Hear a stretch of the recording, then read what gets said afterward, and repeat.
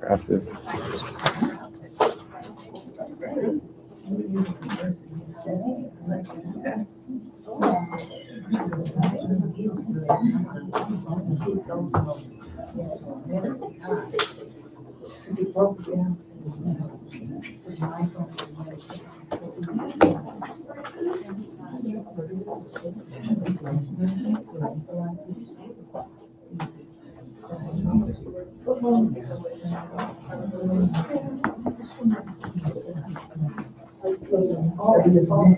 I'm also going to pass up your time. So crazy, you know.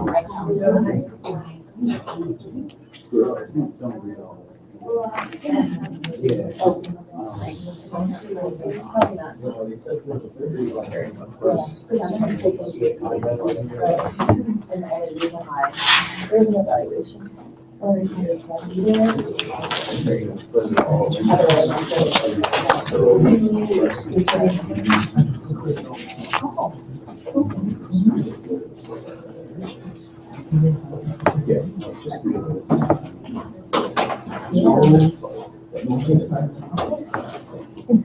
Otherwise, I'll be so embarrassed I can't get to my presentation.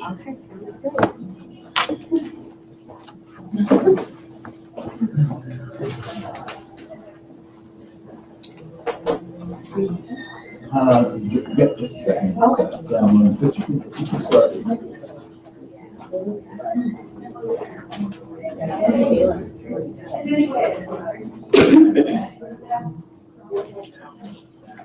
Hello, everyone.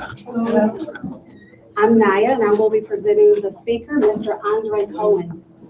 Andre Cohen is a highly skilled community leader, public speaker, mentor, and activist. He has become well known for his highly acclaimed creation and innovative and behavioral changing courses, both for the classroom and online learning. This unique curriculum includes diversity education, cross-cultural competence, sensitivity training, and team building. Additionally, Mr. Cohen has extensive experience in educating others regarding anti-racism by sharing skills that diffuses tense or stressful situations, which can arise in anyone's personal or professional life. I would like to introduce you all to Mr. Cohen. Thank you so much. How's everyone doing this morning? Good. Good, good, good. So I spent most of my time in my training as a high school and middle school teacher.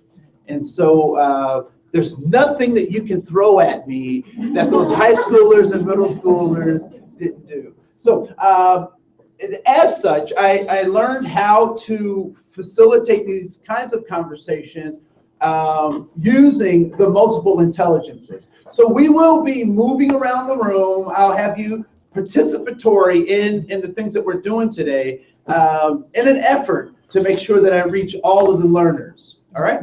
So the first thing I'd like for you to do is I handed out a worksheet, if you will, and what I'd like for you to do is if you can fold it in half like this. I think this is called a hamburger fold. Does everyone have a copy? All right.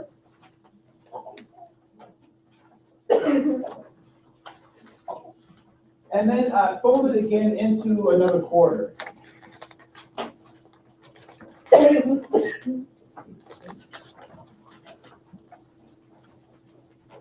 I can't remember if it's hamburger or hot dog fold. Is it hamburger first? This one is the hot dog. That's the okay. So it's two hamburger folds. So so you'll end up something that looks something like this. All right. You'll end up with something that looks something like this. And what I'd like you to do is you'll notice that there are 5 circles. 1, 2, 3, 4, 5 gray circles. What I'd like for you to do is to write down one thing that is important to you or of value to you in each one of those circles. So write down one thing in each one of those circles that is of value to you or important to you. It could be a noun like a car or a home. It could be a place like Bemidji or Belize. It could be a concept like freedom or justice. It could be a person like a child or significant other. One thing that you value in each one of those circles.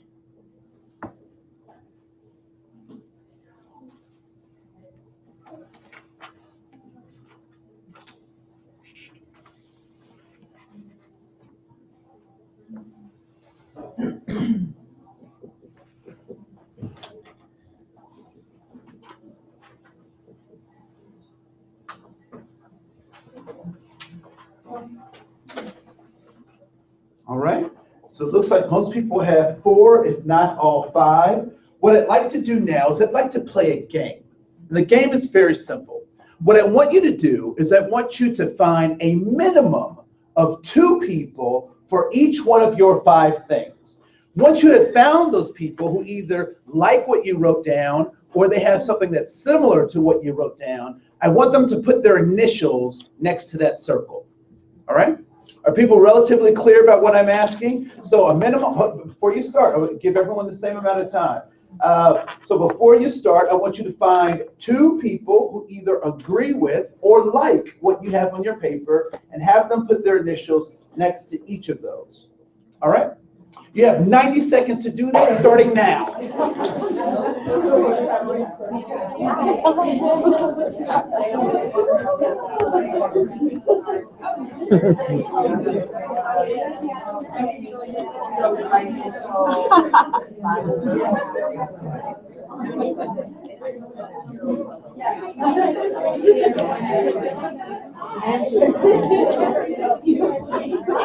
Fall up.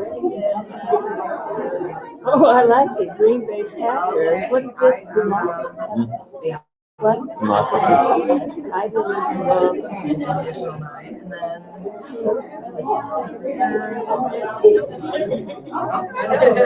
Spirituality one. I should have put that first. That was good. Oh, here. Here you go. This is your individual circles. Okay. Oh, we are? I don't know. I should put them by individual circles. Right? Yeah. It's fine. Good enough. That's good. Oh, I thought it was home thing.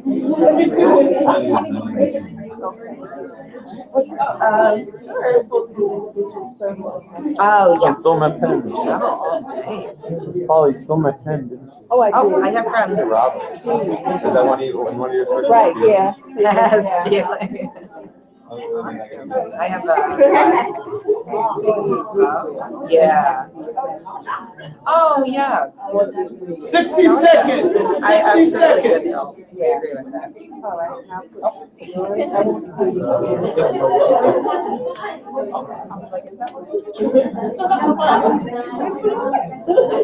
So a minimum of 2 for every one of your things. Yeah, absolutely. Travel, sure. Actually. Thank you. Oh, hi. Oh, travel. I love art. Love travel. Nothing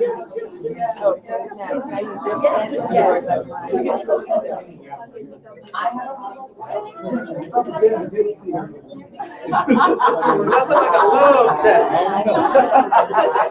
Like a slow. Okay, let me find some place. Okay. Somebody sitting here? Nope, nobody's sitting there. Fantastic. Whoa! 30 seconds, 30 seconds. You know who that is? Yeah, my bag. That's right.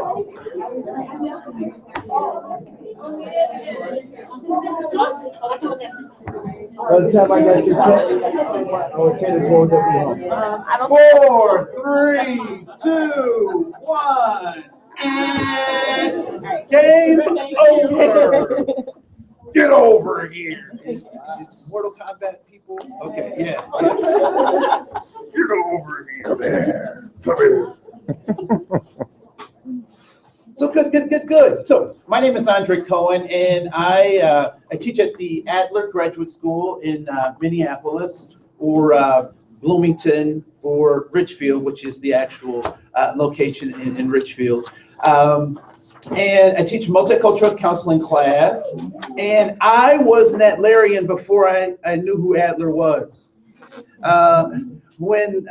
So in about 2002, I took a class, and my instructor, who is he's an Adlerian ambassador now, by the name of Dr. William Primo, or Bill Primo, said, the way you talk as a student, I was one of his students, he said, the way you talk is very like the philosophy of Adler. And I was like, well, who is Adler, you know? And so he gave me a couple of books, I read them, and I was like, OMG, exclamation point, roll on the floor laughing emoji, right? So, because all of my teachers, or the folks who taught me, use the same kinds of philosophy. And I'm in contact with those folks today. Now, it's funny when you're a kid and you look up to people who you become colleagues with late as an adult. It's really interesting. So there are a lot of folks that are,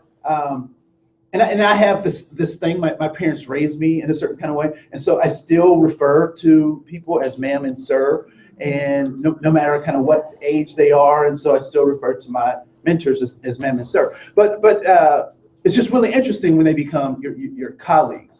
And a lot of them still didn't know that what they were practicing was Adlerian psychology. And so I'm really fortunate to come and meet other folks who have the same kind of language. And so as you were going around the room and you wrote down things that you value, what was the next thing that I asked you to do?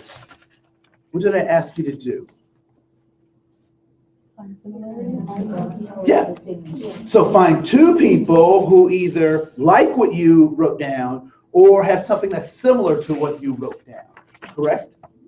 All right, cool. And is there anyone who was able to participate that did not find anyone that they could sign on, or that folks could sign on their paper?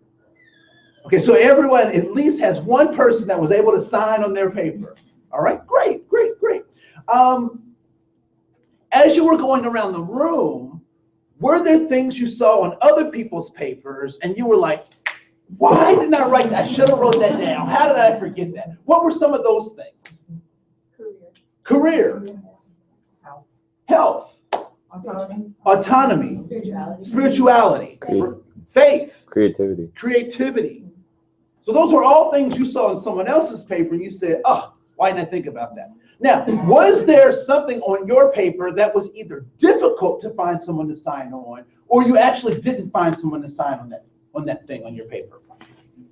Was there anything that was difficult to find someone to sign on? You had to go to maybe 3 or 4 people before you found someone to sign on it, versus being able to find it on the first try. Yes? I just got one signature on arts. The arts. Please raise your hand if you value the arts, whether you're an artist or not, that if the arts are important to you, even though you didn't write it on your paper, please raise your hand. All right, cool. Was there someone else that had, maybe one signature or 2 signatures on one, and they had many more on another? Pets, right? So please raise your hand if you value pets, even if you value somebody else's. All right. Good. All right. Now, given the context of this conference, why would I start my particular session with this kind of activity? What's the lesson? What's the moral? Yes. That there should be general cohesiveness in society of what we value. There's a general cohesiveness in society on what we value. Yes. Connection to help us connect that we have in common with each other. To help us connect in what we have in common with each other. It really got me thinking, like some simple words. It's kind of like, well, I wonder what you mean by that, because I might interpret it differently than what you wrote it for. That there are different interpretations of even the same words that we may have written down, right? Why else would I start this session? Yes. Taking the time to list what's valuable and important to you. To list the things that are valuable and important to you. Took us on a journey to see what other people value. To take us on a journey to see what other people value. Yes. To have others validate what we found important. To have others validate what we value. Yeah. I think it's important. So for whatever reason, I've been lumped into this category of doing diversity work. So I spent a lot of time doing diversity work. Never wanted to do it. It wasn't anything that was in my plans, but that's a large part of how I spend my time in the world, and mostly because it is a calling. It's not something I chose, it's something that chose me. And so all too often in conversations, we spend a lot of time talking about how we are different. And I would like to submit to you that we're much more alike than we are different. And that our differences are obstacle illusions. Obstacle illusions. Artificial barriers to authentic human relationships. And so how is it that we come from different places? We have different contexts. However, you were able to find connections with people who come from different places. How is it? How were you able to make those connections? Walking up to them. By walking up to them? Okay.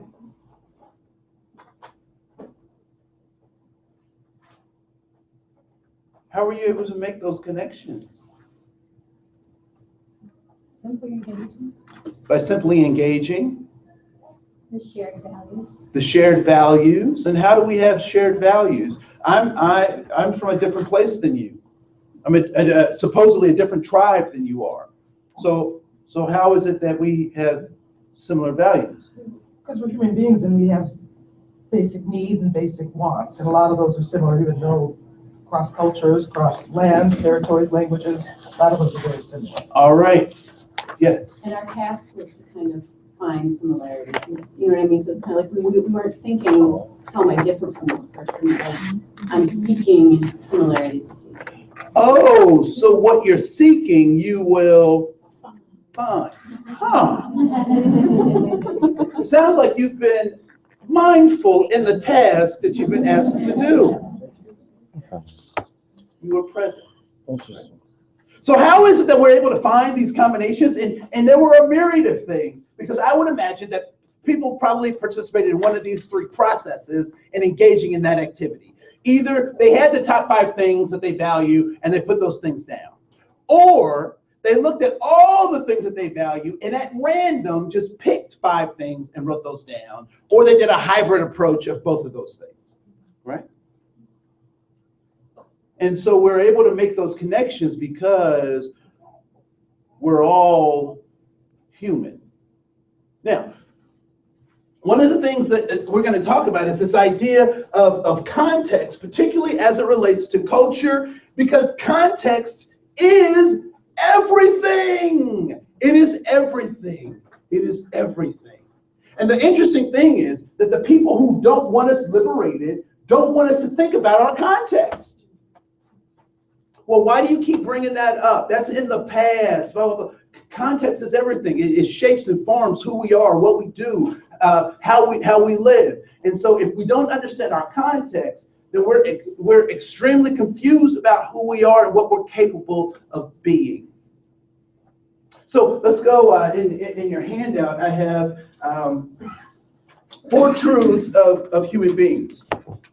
So the first truth is that human beings can learn, change, and grow, even when you don't see evidence of it.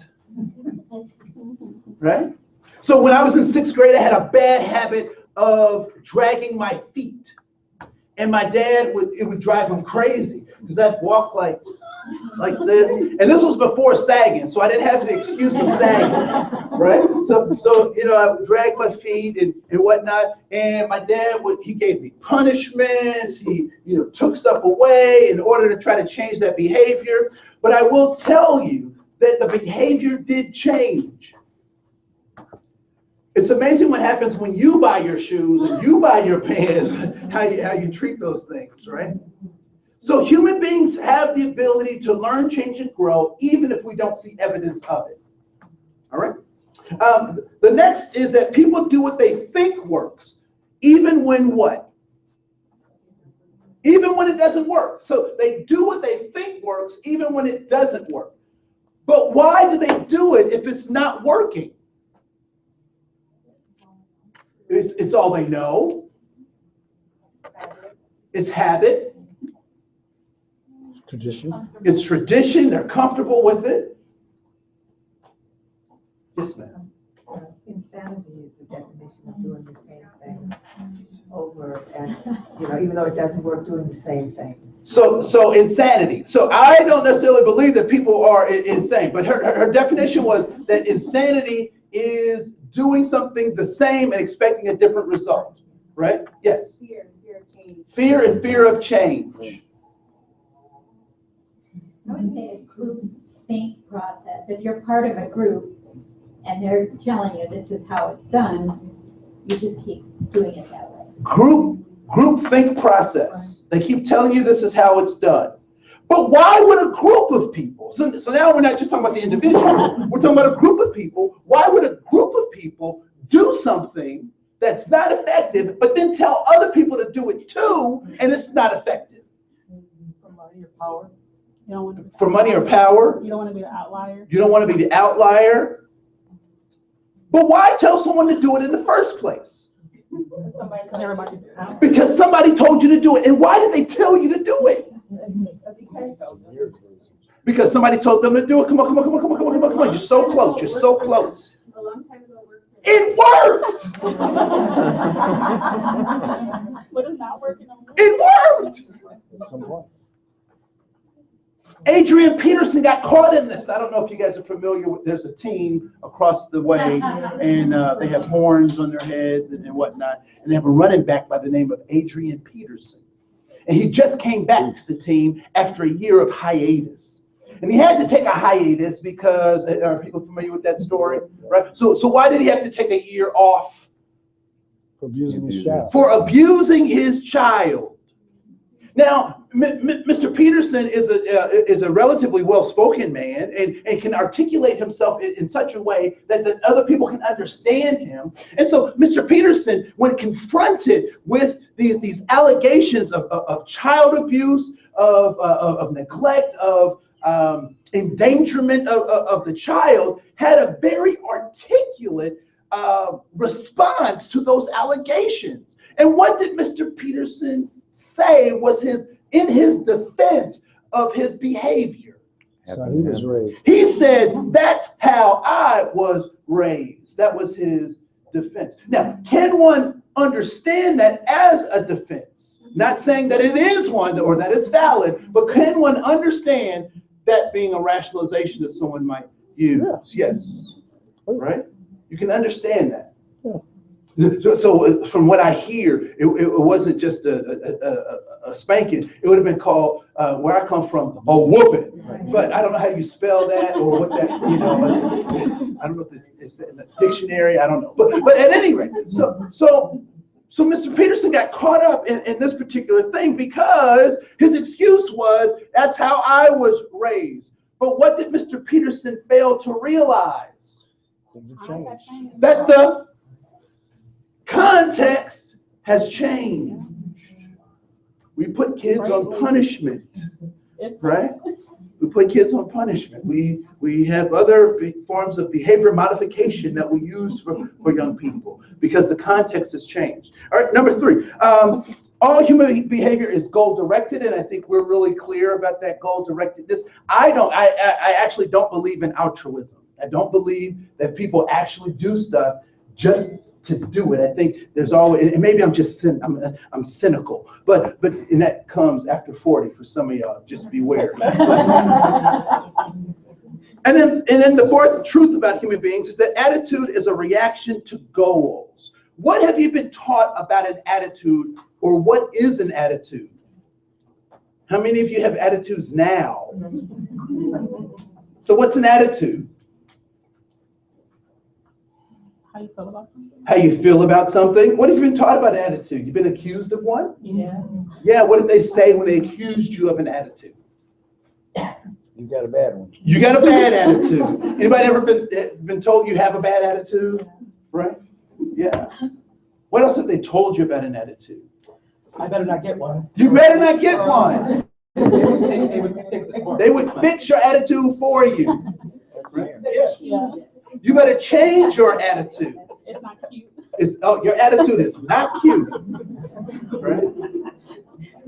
Yeah, you guys are very articulate. And I want to tell you, my parents were not so articulate, especially when it came to us. So my parents wanted to raise us differently and better than they were raised. And so when that didn't work, they went back to what they knew, which was yelling and screaming.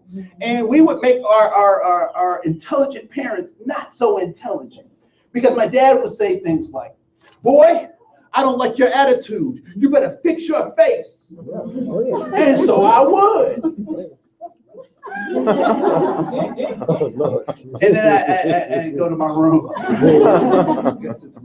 Or my mother, she would just cut straight to it. She'd say, "Boy, I don't like your attitude. You better go to your room till you get your act together." And so I would. I'd be in my room. And then I'd step out into the hallway. To be or not to be. I spent a lot of time in my room. Because that's not what she was talking about. Right? But it wasn't until I was 17 that I finally got it. You see, my dad was my pastor. So growing up, I was a preacher's kid. And on Sunday, we would go to church from 7:30 a.m. to 11:30 p.m. We stop at 3 o'clock for chicken, not because we're black, but because chicken is delicious. So church all day on Sunday.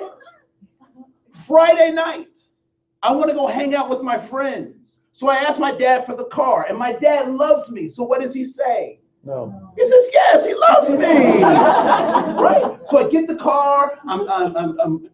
Got my friends in the car. We're cruising for girls. I don't know what would have happened had we found some girls, but we're doing all that stuff. I fill the car up with gas. I come home before curfew. I toss my dad the keys, and my dad says I have what kind of an attitude? Great. A great attitude, a good attitude. What do I say about my dad's attitude? It's also a good attitude, right? So Friday night, my dad and I are cool. Sunday, my best friend Dexter calls me at noon and says, "Andre, can you pick me up for the movies?" What do I know about Sunday? Church all day. But I'm 17. I'm invincible. And Jesus is my friend. So I go up to my dad and I say, "Dad, can I borrow the car?" What does he say? No.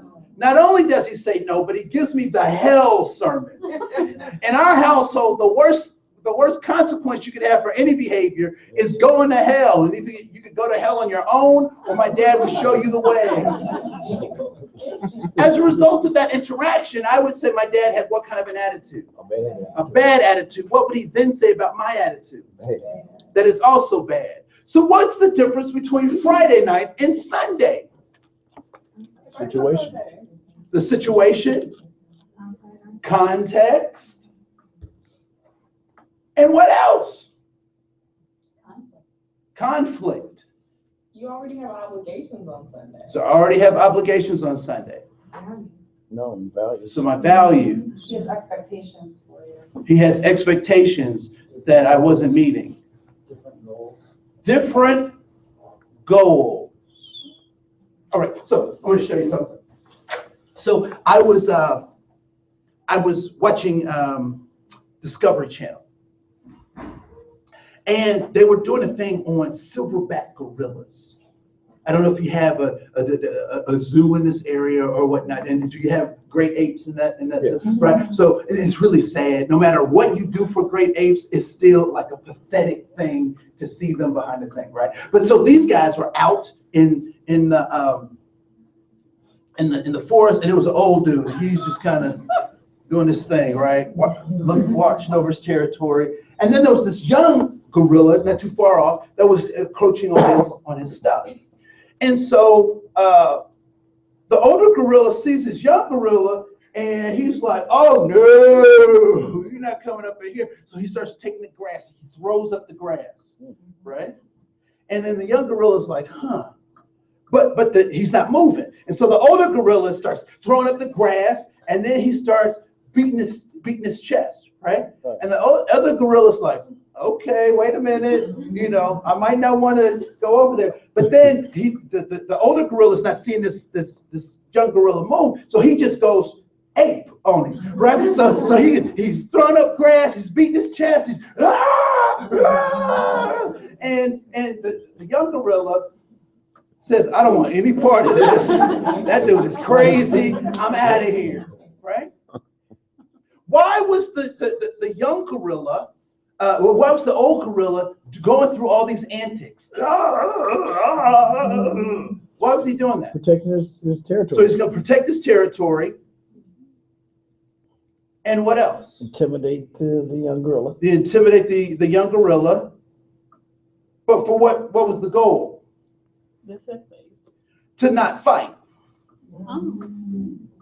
Why did the old gorilla not want to fight the young gorilla? Because there are no hotels there's no hospitals in the jungle. What happens when two big gorillas fight? Someone's getting hurt. Somebody's going to get hurt, and to get hurt in the jungle means what? Death. So when we start talking about this idea of goals, sometimes we get caught up in the gorilla dance of people's behaviors and don't recognize what those behaviors are trying to hide or show. So the gorilla's not just doing this because he likes doing that, but he has a goal in mind. So when people are defensive or people are aggressive, what are they trying to say? Back off because you're getting too close to my goals. Now, one of the things that young people get confused about sometimes is that they use sex as a way to not actually be able to have real conversations with people about their goals and their dreams. Because we can talk about that as opposed to actually talking about what kind of person you want to be. And so when a person is getting their goals, what kind of attitude do they have? A good attitude. They have a good attitude. When they're not getting their goals, they have what kind of attitude follows? Bad. A negative or bad attitude. And so what is it that actually determines an attitude? You're reaching your goals. Whether you're reaching your goals or not. It is easy to get sucked into the gorilla dance, to get sucked into the neck weaving or the loud speaking or the other stuff. But when it comes down to it, what do you need to know from that person? Whether they're meeting their goals. What are your goals? How can I help you? Right? How can I help you reach your goals? And so as a helper, my primary responsibility to a person with a bad attitude, or the primary way that I can help them, is to help them get what they want. However, what if what they want is not good for them? They can't do it. Even if I could do it, it's not something that they should have. Then what becomes my responsibility as a helper? Help them reach their goals. Help them find new goals. Because what happens if I find a new goal for them? It's your goal. They're not going to achieve it. It's my goal. They may resist it. If there is success, they contribute it to them, or they contribute it to me. If there's failure, they blame me as opposed to looking at the thing. So those become extremely important things, right? And so when we talk about this idea of goal directedness, what are the goals that people are after? What are they? family of Adlarians. Happiness, connectedness. Happiness, connectedness, belonging, safety, and significance. So I want to drill down on those three things just for a second. So significance, safety, and belonging. What is significance? How is significance talked about? How do we talk about significance? What is it? It is self-esteem. Feeling important. That you count. That you count. That you're needed. That you're needed. That you are a person with purpose and power. You're a boss. To use the kids' language, you're a boss, right? You're a person with purpose and power. I was born on purpose for a reason. Whether I get that reason from God, or I decide what that purpose is, right? Now, here's the trick about belonging, because sometimes we get that confused with just wanting to hang out with somebody. I want you to think about your network of real friends, not the Facebook people, but the real friends that you have, right?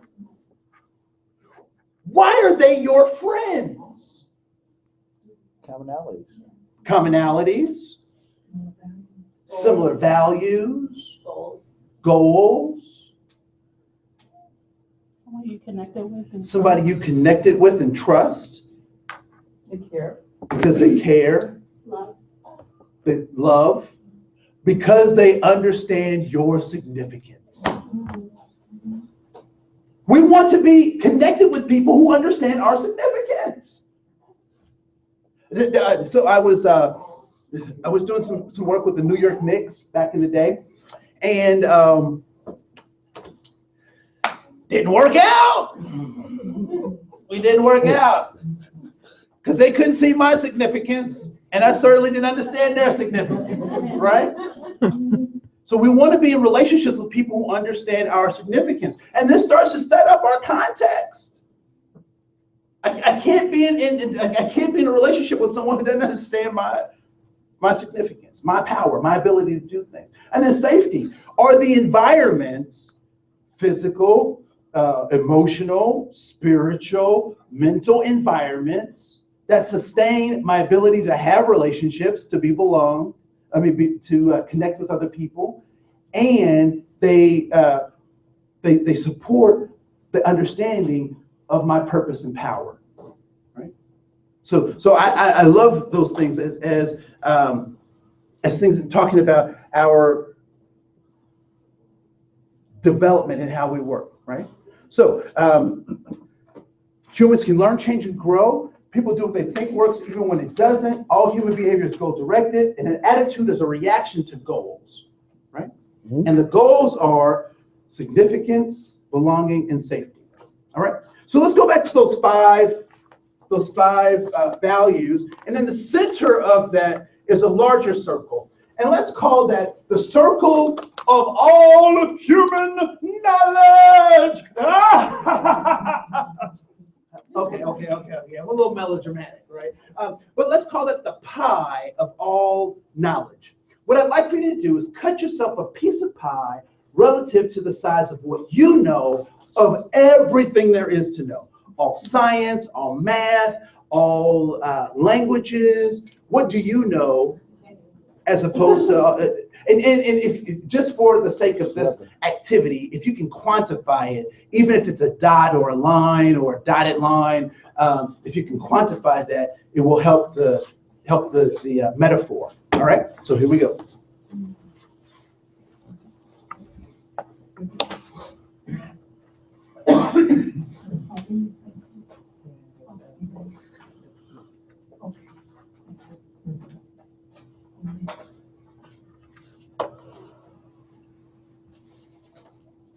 So that's what I know. What are some examples of things that you know? What are some examples of things that you know for sure? Who I am. You know who you are. What do you know?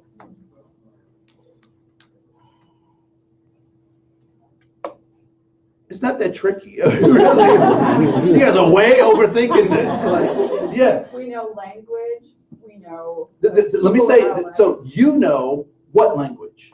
English. You know English. Right.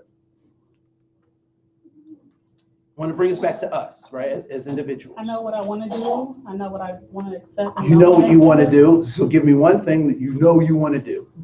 No, I want to be a social worker. You Or I know wanna I be a am a social worker. You know you go ahead. She's claiming it. I claim it. I'm claiming. Right? Okay. Right. So there are certainly things that we know. There are also, so the second piece of pie that I want you to cut yourself is the size of what you know you do not know. What are you aware of that you do not know? All right? What are you aware of that you do not know? For example, I know that I don't know Mandarin Chinese. I know that I don't know how to fly a space shuttle. And I also know that I should not be your cardiologist, right? So those are things that I know. So I know some of you are like, well, that's just the rest of the circle. I want to say, let's make it quantifiable, all right? Because there's a third piece that I want to talk about.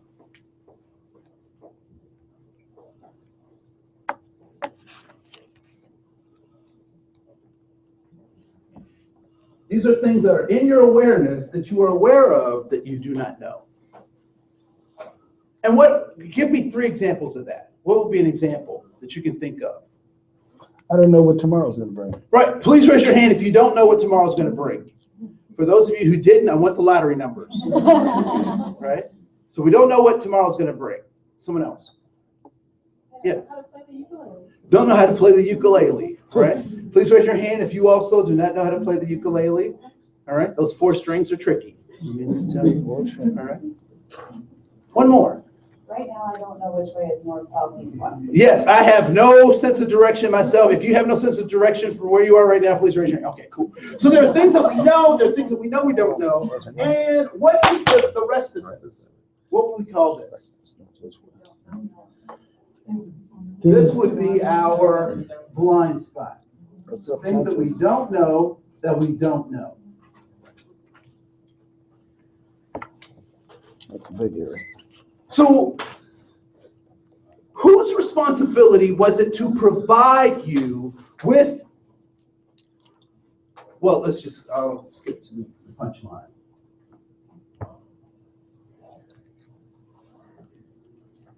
So we will call what you know you don't know, and your blind spot a paradigm. This is your paradigm. I used to say paradigm because I was hooked on phonics, but it's paradigm. And it's simply the way you see the world. And the way you see the world will dictate everything. It does. Will dictate everything. And so whose responsibility was it to give you their paradigm or introduce you to a paradigm? Your parents, everyone around you, your guardians, the people who helped raise you. And where did those individuals get their paradigm? From their parents. From their parents or from their guardians. And where did they get their paradigm? Have you ever received a copy of a copy of a copy of a copy? By the time you've generated that copy, to the 5th or 6th generation, does it look exactly like the original? No. No. Why? Because times change. Because times change. It's faded. It's faded. It's distorted. Things have been added. Things have been taken away. But why do we keep accepting this gift with most of it missing? Because that's all we know. Because that's all we know, right? Now, here's the interesting thing. So, this is my context. This is my paradigm. But somebody else has a paradigm that might look like that.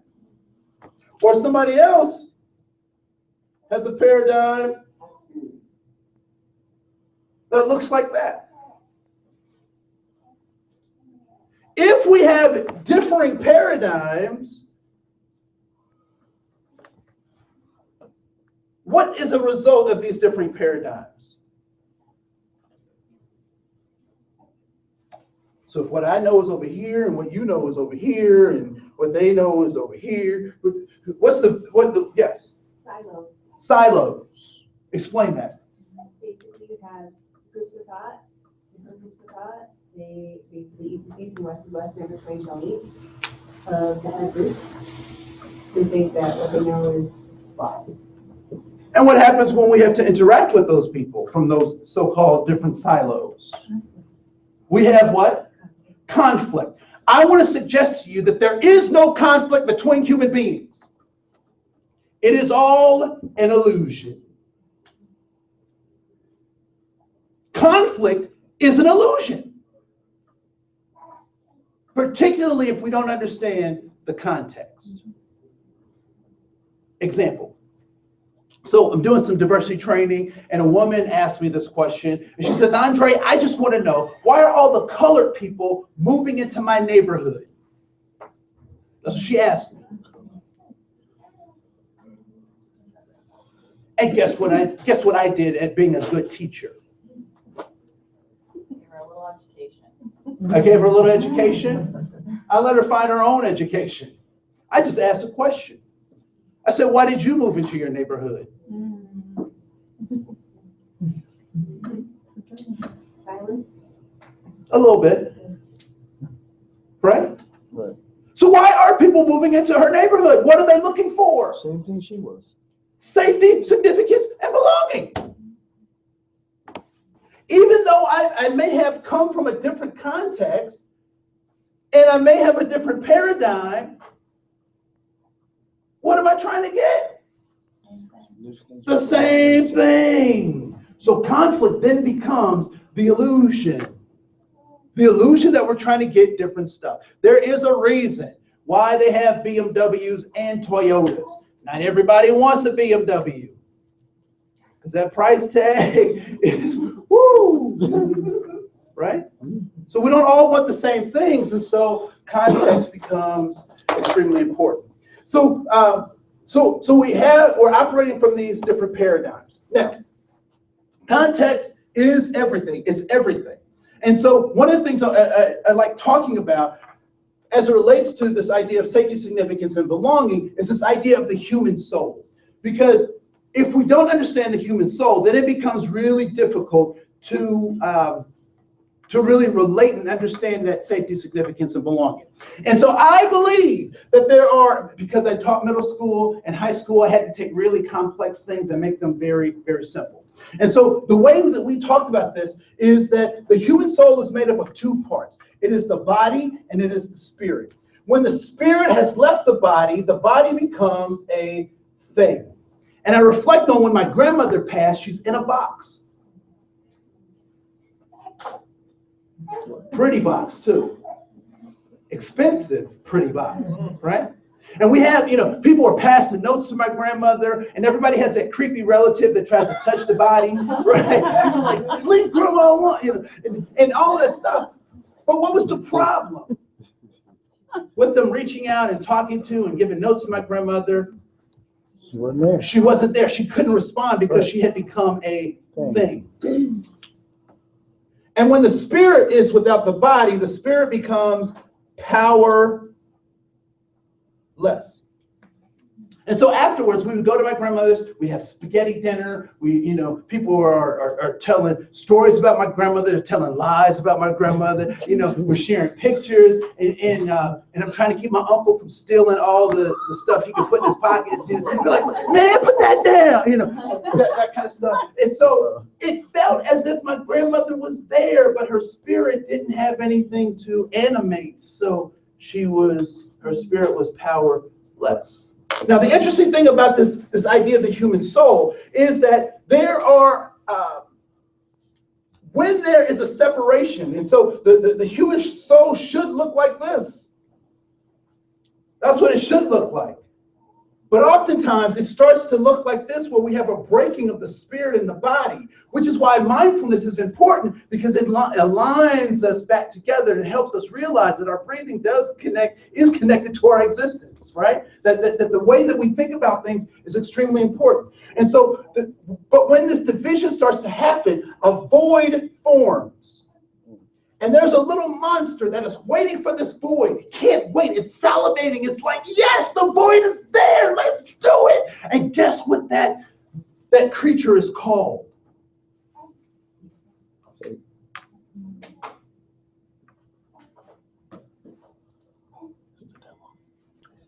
Capitalism. Oh, no. So as the human soul is being assaulted and destroyed, this void forms, and capitalism is waiting and salivating and saying what? I can repair these with this product.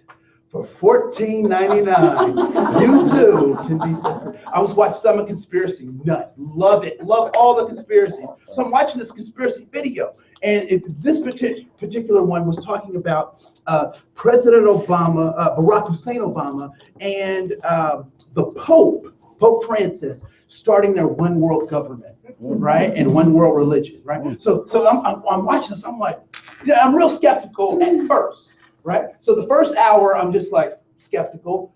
By the second hour, I'm starting to go, oh, it's going down right now. Oh my goodness, I can't believe this, right? Until I got to the last 15 minutes. And the last 15 minutes went like this. This apocalypse is coming. The abomination is here.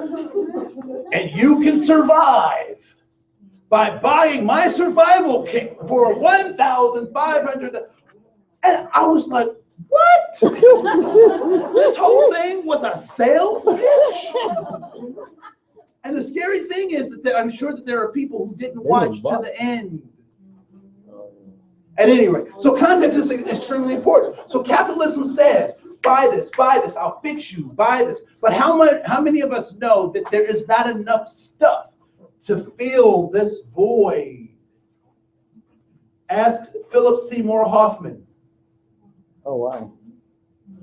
Ask Robin Williams. Now, here's the trick about it, each of those characters.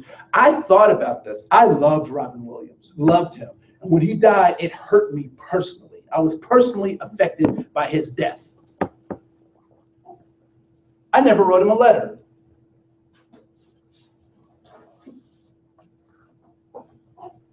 I never told him.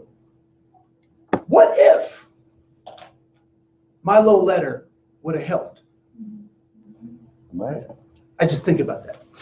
So capitalism has this void. And so what brings these two things together, this idea of mindfulness? I don't know that people understood scientifically what they did when they took prayer out of schools. I'm not saying having a Christian prayer is necessarily the answer. But when we think about this idea of mindfulness, and we think about what's going on in our schools, it is clear that people are outside of their minds.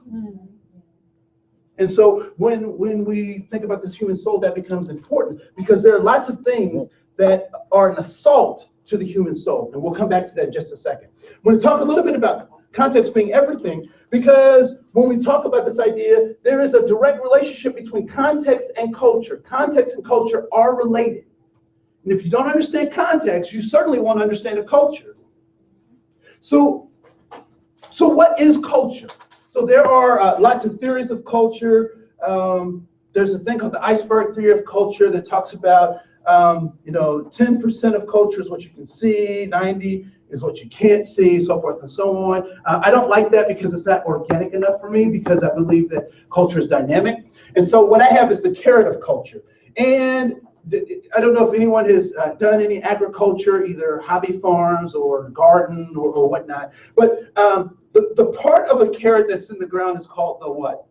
Root. So it's either root or root, depending on where you come from. My people come from Arkansas, and there's a root, right? So there's the root, and then there's the what? The stem, top. Okay, so we'll just say stem. Canopy is what. All right. So this is the part of the culture that you can see. This is the part that is hidden to you. Is there what is the relationship between the stem and the root? So they're connected, but what is their relationship? One makes the other grow. So how does that work? The root. So the root feeds the flower at the top. Feeds the green part. All right. And the stem takes energy from the sun to feed the root. So the stem takes energy to feed the root. So there is a direct relationship. right? Correct. Symbiotic relationship. So when we talk about this idea of culture, the things that are the stem of culture are what we would call artifacts. And the root is what we would call values. So the root is values, and the things that we can see are artifacts. So give me some examples of artifacts of cultures. You've been to different ethnic restaurants or gone to festivals and all that. So what are some of the artifacts? The different dances. Dances. Right? All those different kinds. I love Bollywood movies, right? Right? So dances. What else? Language. How it's written, right? How it's spoken. Tools. Food, clothing, right? So these are all artifacts. Which means when I see a woman in a hijab, is that just a fashion statement? No. No, what is it? It's a symbol of a religion. It's a statement of The value. values. Statement of values. And so there was a group in the 90s called Crisscross, and they wanted to make you jump, right? And so Crisscross had this thing where they would have you wear your clothes backwards, right? Did that last very long? No, it didn't, because it is so difficult, right? Why? Because nobody valued it but Crisscross, right? Now, here's the interesting thing. Context, context, context. I use the carrot because of its particular context. But if I have seaweed, its growth and development is going to require what? Same thing. Sunlight.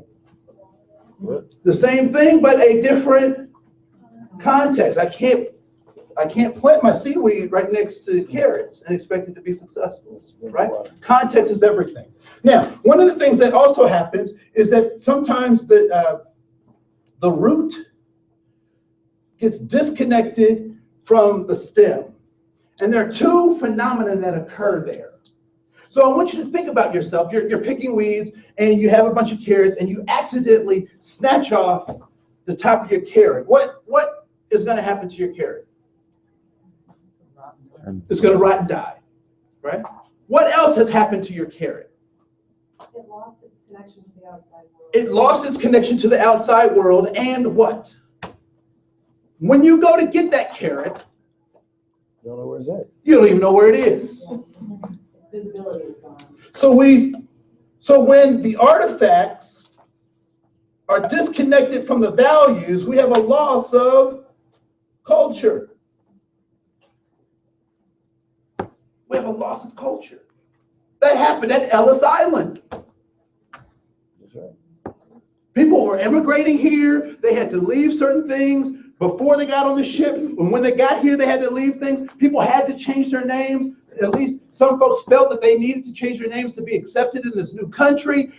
Think about the loss of culture that refugees go through in terms of losing everything, spending time in camps and blah, blah, blah. Can you imagine? Now, I'm going to tell you the truth. I would not tell you a story. I was watching someone do a presentation on some mission stuff in Guatemala, and there was a little baby who was just malnourished. And I asked myself, to the point of, ribs and bloated stomach, the whole night. And I said, why wouldn't they steal something to feed that baby? Because I would. I'd be up in your house getting something, right? But in that particular situation, it is so impoverished that they can't even steal something to feed their children, right? And so when we think about this idea, if we don't have these artifacts, then we have a loss of culture. But when the artifacts get disconnected from the values, we have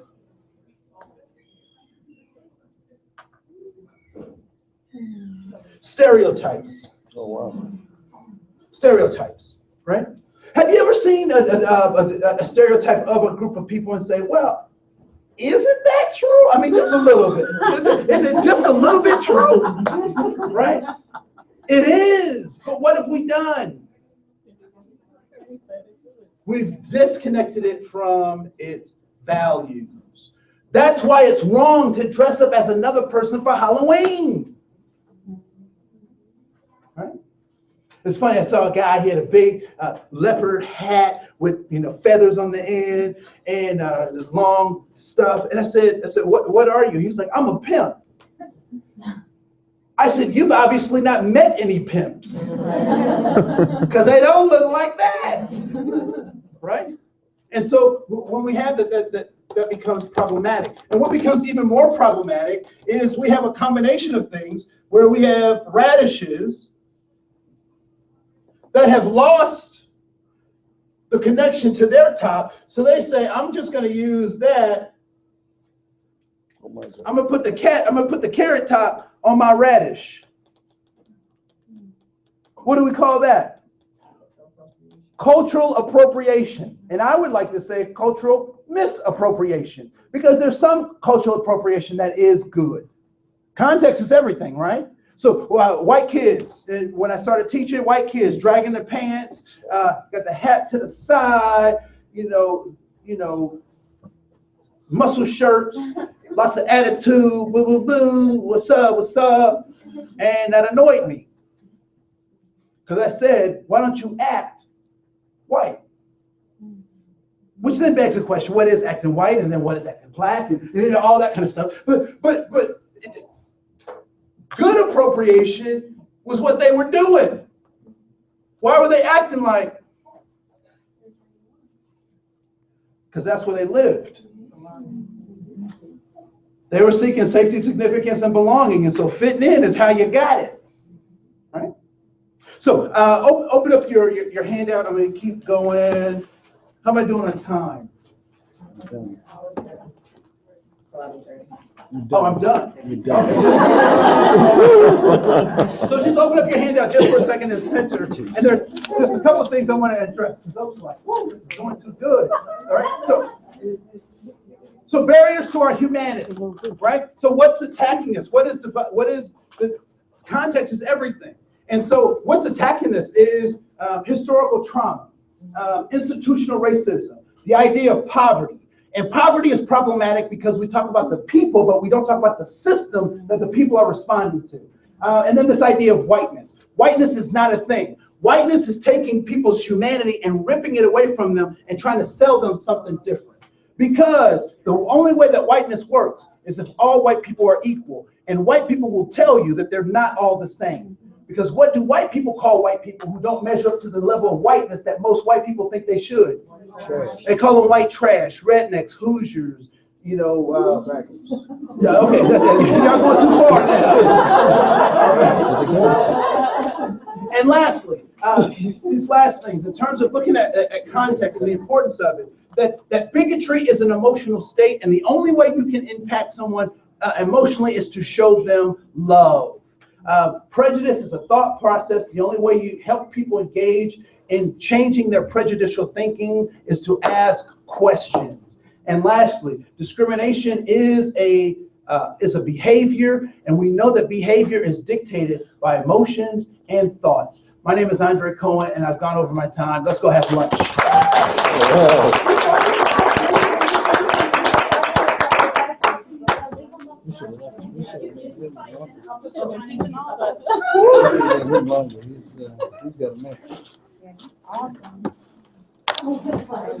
It was hard to get it all in an hour and 5 minutes. Yeah, Bill do half a day. Oh. Oh yeah. Another hour.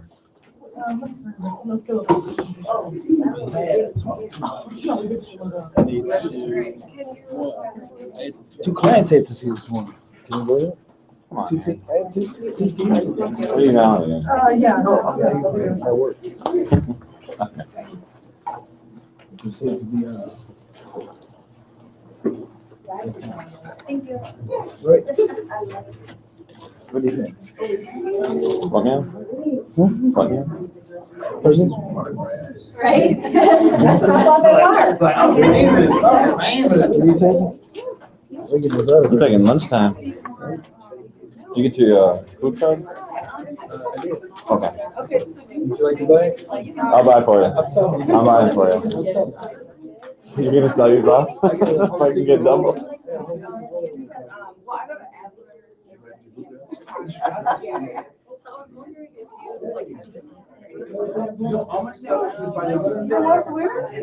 What's up?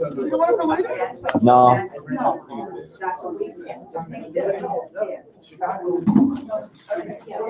Very nice to meet you. Thank you. Excellent job. Thank you. Thank you. I like your medical. Yes. Oh my gosh, that is nice to remember.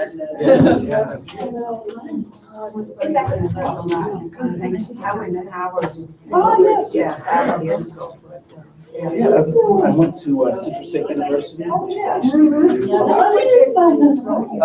was there in 90, 91, 92, 93. Francis there. Tracy there. Yeah. I know Tracy. Yeah. Provided our divorce now, but we went to the homecoming. Well, she was. Then I saw you there. Okay, my name is Steve. Yeah. God, it's a small world. Very small world. Well, I guess you know that she's in Columbus. She did communications. Yeah, that's right. Yep. I remember hearing her voice on the radio and all this stuff. Thank you. Last night, but yeah, very nice person. Small world. Small world. Thank you, it was really good. I wish that could be mass produced to the American public. Okay, they asked especially me for to our- Yeah, people just don't get it. I agree. Wow. Thank you so much. You still have it? Okay, I'm like, I think we're gonna- yeah. All day. It certainly was difficult trying to. Keep it up. Okay, so what about? Yeah, thank you. Oh, okay, gotcha. Okay. Fantastic, all right. Sounds good. I'll try to find you this and send out the, I'll be on silence, all right? Okay. Great, all right, good. What'd you think? Okay. All right, I'll see you. Okay.